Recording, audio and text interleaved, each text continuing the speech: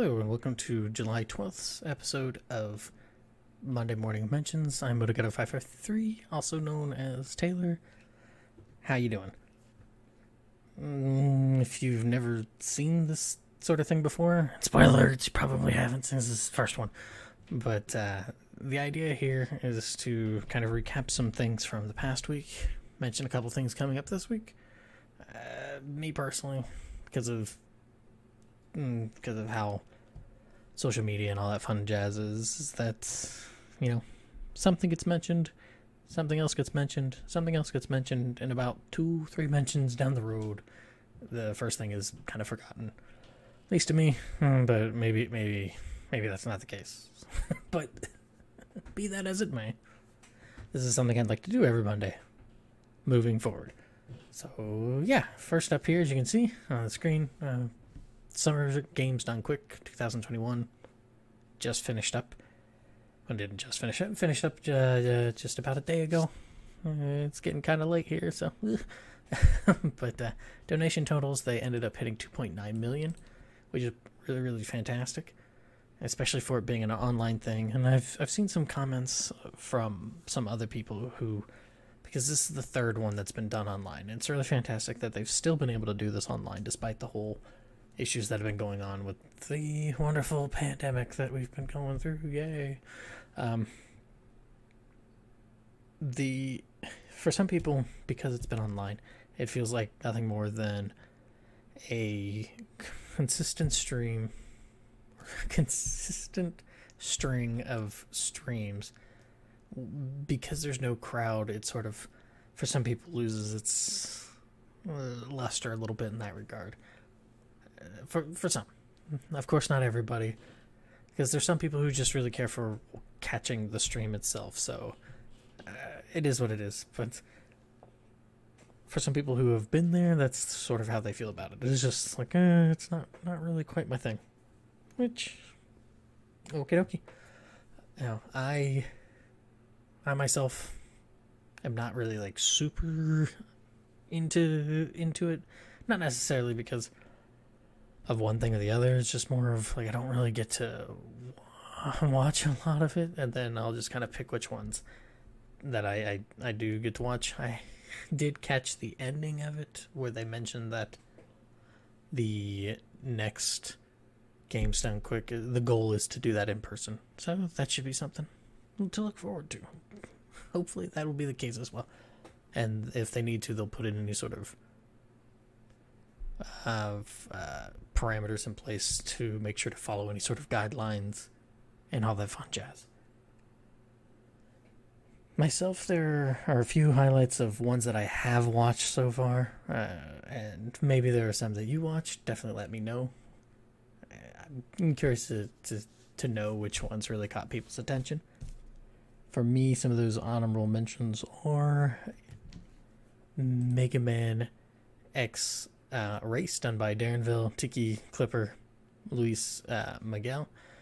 Pretty fun race. Another one here is the Metal Gear Solid 3 Snake Eater HD run by ApacheSmash. Good fun times, done in tuxedo, so it was proper and dapper. Another one here is a race for Pokemon Black and White by PulseEffects and Swiftalu, which was pretty... I'll be honest, I'm not a big Pokemon fan. I've only played like the first 2 generations, and just outside of a small hankering to play one of them a few years back, I don't think I've played any since the early 2000s. Just never really was my thing.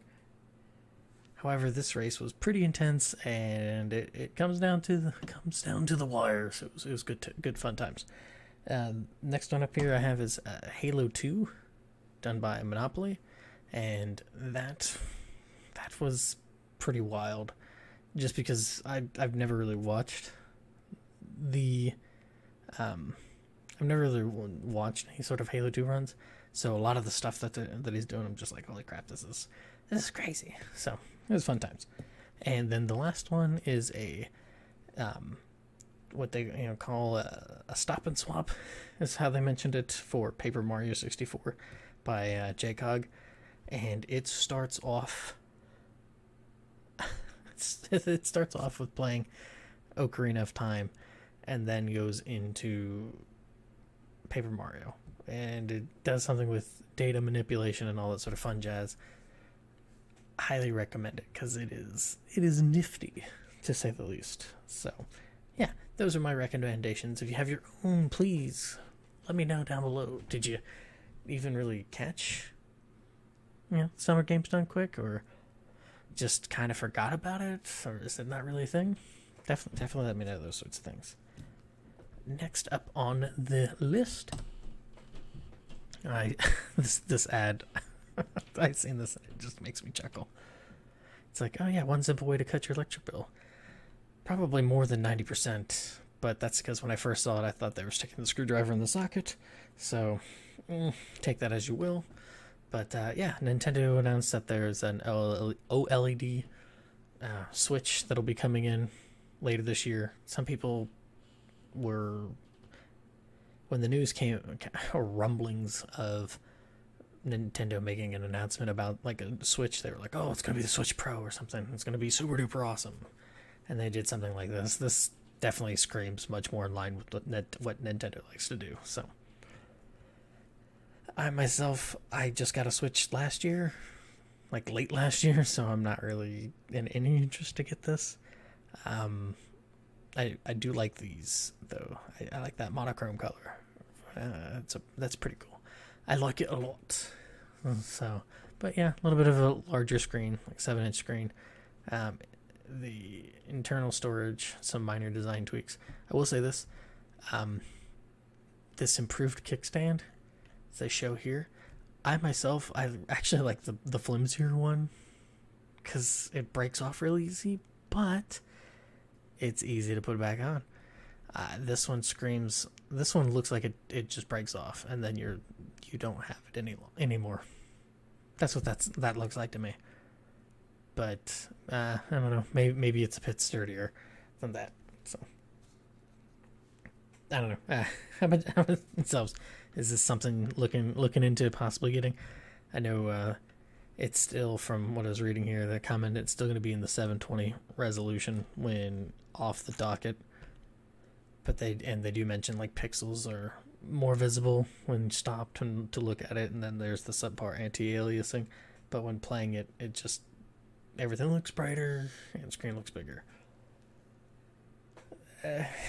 That's up for people and how they feel. I probably would fall into this line. I'm not really going to be paying attention to it, just looking at it. I mean, I played Xenoblade on the Wii. At that, or any sort of pick JRPG from PS1 era. I think I'll be fine with a little bit of pixels. But yeah, so I don't know how much else. Anybody looking to possibly get it, or kind of upset that it's still not really a leap, but rather just a small little hop. A couple of games that sort of caught my eye that came out this last week. One is Sniper Elite VR. Now, I've never played any of the series, but I have watched some people stream it, or just some video reviews on it. To me, that's pretty cool. And then to do a VR on it, I've never done VR, so in my head I think of, oh wow, this is actually immersive and it's pretty cool, but it could be a complete janky mess. So kind of neat, I guess. If it at least works out all right. The other one is this one here, Forgotten Journey.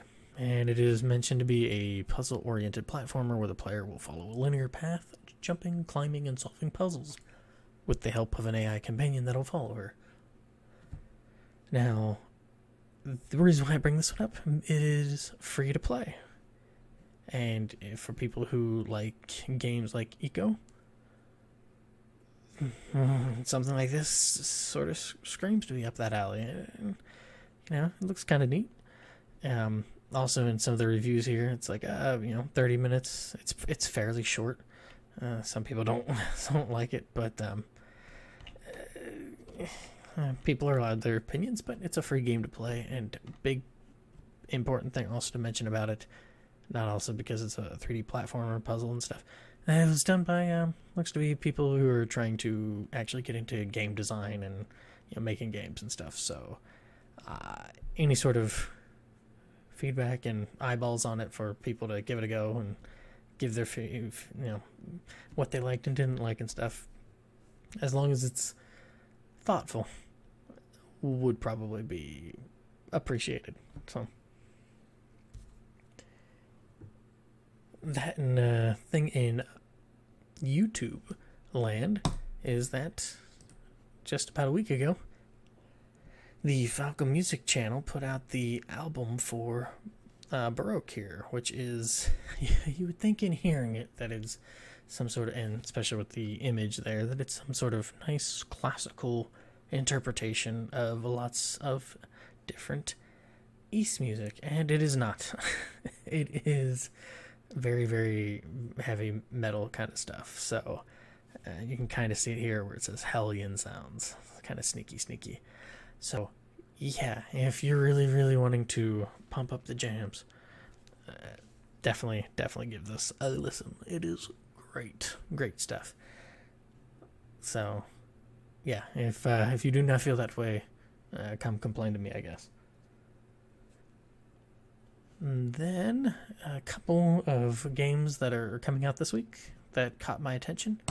One here is a game called Dream Engines Nomad Cities. It's a survival city building game with flying cities. You build, automate, and defend a flying city to survive in a wacky, nightmare-infested post-apocalyptic world full of strange science and dreams.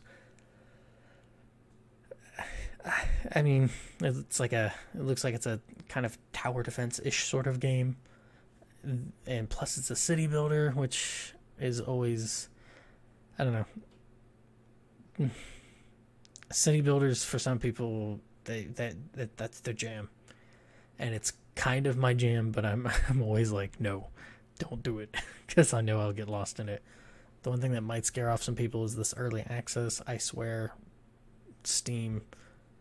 The games that come out on Steam, 99, maybe not 99, more probably along the lines of like 97 out of 100 seem to be this early access thing, for better and for worse. So I don't know. It looks pretty neat to me, and yeah. So I thought I'd mention it. That, as well as this here. This is called Lost at Sea. Oh, I should also mention that Dream Engines comes out on July 14th, and then Lost at Sea comes out on July 15th. And it doesn't really mention exactly, but you can kind of get an idea from the images and stuff. But it's like, what are the most important moments in your life? Lost at Sea is a game about life and death, and about coming to terms with your past and about family. Set on a beautiful island, this game will force you to face your fears and take stock of your life through imaginative puzzles and a relatable story. So looking at it, it says adventure, indie, survival, puzzle, horror. This looks like one of those like walking simulator sort of games. Myself, I am not into them at all. Playing, I'll watch some people stream them. But a lot of times it is not my cup of tea. But I know for some people it is their cup of tea, and they like a lot of it. And I know there's a large subset of streamers on Twitch who have a large following of people who, and I don't know if it's just because it's almost like vicariously experiencing the game is enough for people, so they're like, okay, it's not so bad, instead of having to shell out the money themselves. I don't know. I guess it's, for me, it's definitely not something I'm interested in, but I can think of a lot of people that I know personally and just in general who would probably be interested in something like this, so I figured I'd give it a mention. And yeah, that is it. If you have any sort of comments, questions, definitely let me know down below.